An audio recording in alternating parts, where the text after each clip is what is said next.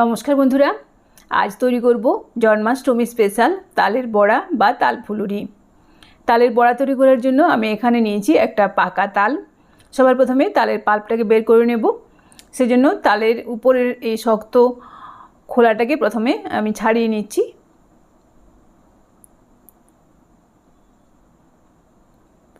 তারপর তালের উপরের যে আঁশটা রয়েছে সেটাকে এবার আমি অল্প অল্প করে ছাড়িয়ে নিচ্ছি।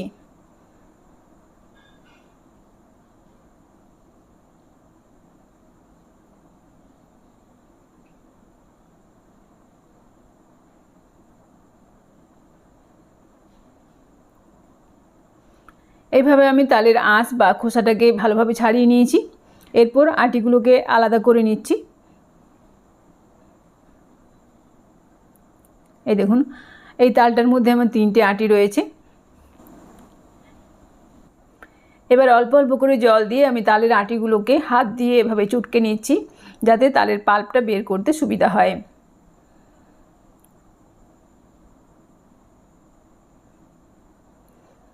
আমি এভাবে অল্প অল্প করে জল দিয়ে তালের আটিগুলোকে চটকে নিয়েছি। এই দেখুন, এরপর আমি তালের পাল্পটাকে বের করে নেব। তালের পাল্প বের করার জন্য আমি এরকম একটা মই নিয়েছি। এর সাহায্যে আমি তালের পাল্পটাকে বের করে নিচ্ছি। এতে করে কিন্তু খুব সহজেই তালের পাল্পটা বেরিয়ে যায়।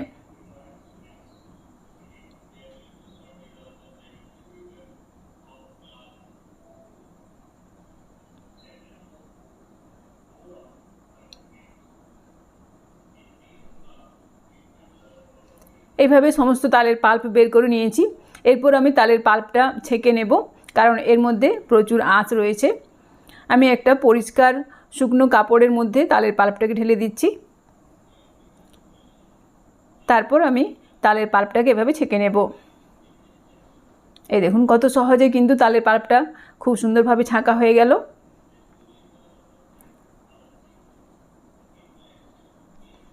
এরপর তালের এই পাল্পটা আমি গ্যাসের উপর বসিয়ে দিয়েছি।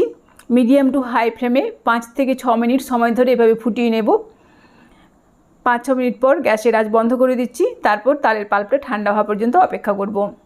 আর এভাবে যদি তালের পাল্পটা ভালো মতো ফুটিয়ে নেওয়া হয়, তাহলে কিন্তু তালের পাল্পটা বেশ অনেক দিন পর্যন্ত স্টোর করেও রাখা যাবে।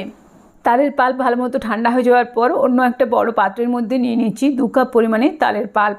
এর মধ্যে দিলাম হাফ কাপ পরিমাণে চিনি, আর দিচ্ছি 1 কাপ পরিমাণে ফ্রেশ নারকেল কোড়া, অল্প একটু লবণ দিলাম। এবার এই সমস্ত কিছু তালের পাল্পের সঙ্গে ভালোভাবে মিশিয়ে দেব। এখানে মিষ্টির পরিমাণ আপনারা অবশ্যই এর থেকে কম বা বেশিও দিতে পারেন। এবার এর মধ্যে দেব 1 কাপ পরিমাণে সুজি। তারপর আবারও ভালোভাবে মিশিয়ে দেব।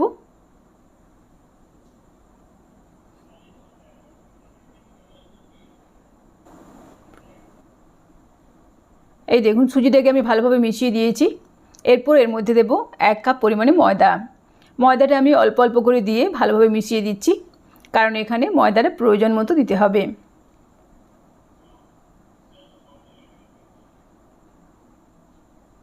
এই দেখুন, সমস্ত কিছু একসঙ্গে ভালোভাবে মিশিয়ে দিলাম। আর এখানে কিন্তু আমার 1 কাপ পরিমাণে ময়দার প্রয়োজন হয়েছে। এবার সবশেষে এর মধ্যে দিচ্ছি একটা বড় সাইজের পাকা কলা। কলাটাকে হাত দিয়ে এভাবে চটকে নিচ্ছি। তারপর হাত দিয়ে সমস্ত কিছু আবারও ভালোভাবে মাখিয়ে নেব।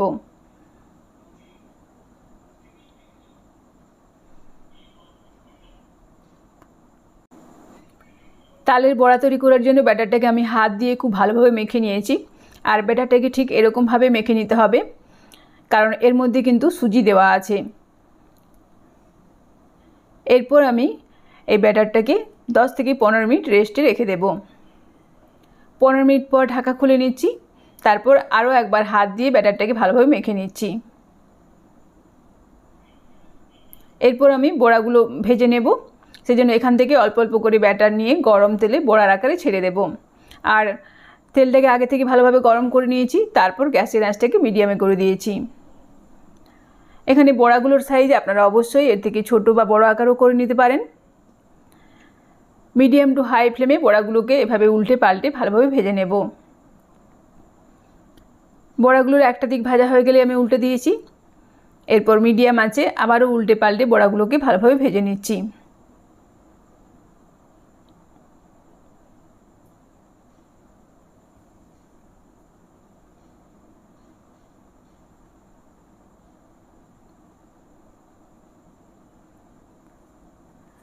এই দেখুন বড়াগুলোকে ভালোভাবে ভেজে নিয়েছি। এবার তেল থেকে ছেঁকে একটা পাত্রে তুলে রাখছি। আর ওই একই রকমভাবে বাকি তালের বড়াগুলোকেও ভেজে নেব। আপনারা দেখতে পেলেন কতটা সহজভাবে এবং কম সময়ের মধ্যে তালের বড়া বা তাল ফুলুরি তৈরি হয়ে গেল। এভাবে আপনারাও একবার বাড়িতে বানিয়ে দেখুন, এটা খেতে কিন্তু দারুণ লাগে। ভিডিওটি ভালো লাগলে অবশ্যই লাইক, শেয়ার এবং কমেন্ট করে জানাবেন। ভালো থাকবেন, সুস্থ থাকবেন। ধন্যবাদ।